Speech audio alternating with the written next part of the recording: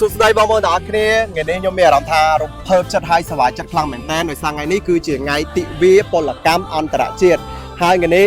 ยังทีมกรมการเงี้ยคือบานเซียลุยขึ้นบันทึกบันตู้เพื่อจีสับระท้อมีนจีหนุ่มปังจมูกหนังตักสดเงี้ยนี่จังซูจะนับอารมณ์แบบเนี่ยยังติ๊กอารมณ์ไปได้เงี้ยนี่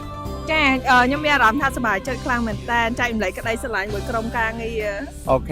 ចាសម្រាប់ខ្ញុំក៏ខ្ញុំមានអារម្មណ៍ថាសប្បាយចិត្តខ្លាំងដែរព្រោះដោយសារថ្ងៃនេះគឺជាថ្ងៃទិវានៃទិវា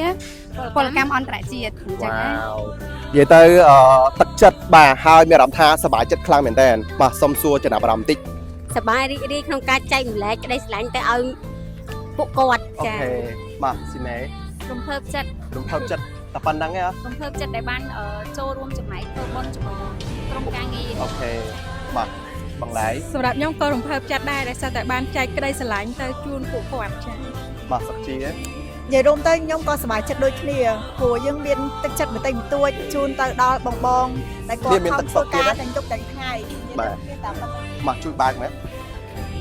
នេះមានទឹកសុទ្ធតិចបាទគឺទឹកសុទ្ធកម្ពុជាទៀតបាទចន្ទការចំណាប់អារម្មណ៍គឺរំភើបចិត្តខ្លាំងមែនតើ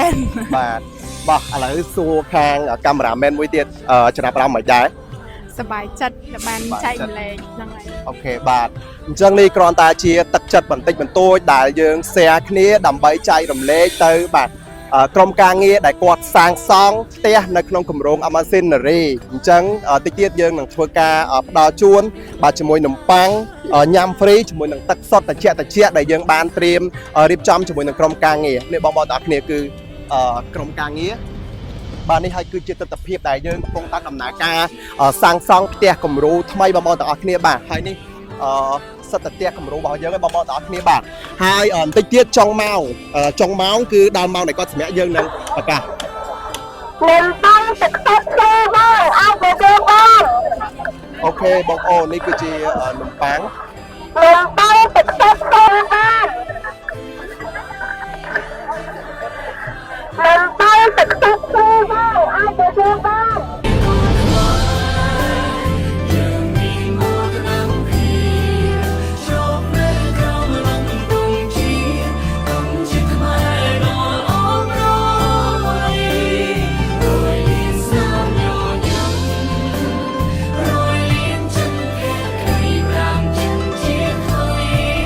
để không